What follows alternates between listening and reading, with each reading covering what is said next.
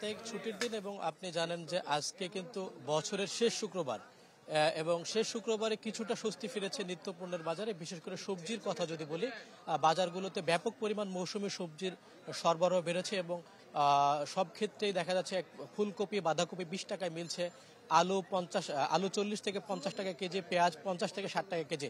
তো আমি একজন ক্রেতার সাথে কথা বলতে চাই। আপনি তো বেশ বাজার করেছেন, কেমন মনে হচ্ছে সবজির বাজারটা? সবজির বাজারটা এখন আগের থেকে একটু কম আছে আর কি, মানে এখন তো সিজন আর কি, এজন্য আর কি আগের থেকে কম। আমরা আরেকজন ক্রেতার সাথে কথা বলতে চাই। ভাই, কি অবস্থা সবজির? আপনি বলেন তো দাম কেমন? সবজির দাম এখন একটু কমেছে, কিন্তু মাছ মাংসের দাম তো আগের মতোই আছে। বছর শেষের খুশি নগদে হবে বেশি। নগদ পেমেন্টে নির্দিষ্ট ক্যাটাগরির কেনাকাটায় 300 টাকা পর্যন্ত ক্যাশব্যাক। যেমনটি বলছিলেন এই ক্রেতা, আসলে কিন্তু মাছ এবং মাংস সহজে ব্রয়লার মুরগি সেটার দাম কিন্তু বেড়েছে। আমরা দেখেছি যে ব্রয়লার মুরগি গত কয়েকদিন আগে 180 থেকে 90 টাকায় বিক্রি হচ্ছিল, সেটা এখন বিক্রি হচ্ছে 200 থেকে 210 টাকায়। এবং একই সাথে বাজারগুলোতে পেঁয়াজ এবং আলুর ব্যাপক পরিমাণ সরবরাহ বেড়েছে এবং মৌসুমের শুরুতে গত বছরে আমরা দেখেছি যে মুড়ি কাটা পেঁয়াজ বিক্রি হয়েছে 30 থেকে 40 টাকায়, সেটা এ বছরে এসে 50 থেকে 60 টাকায় বিক্রি হচ্ছে।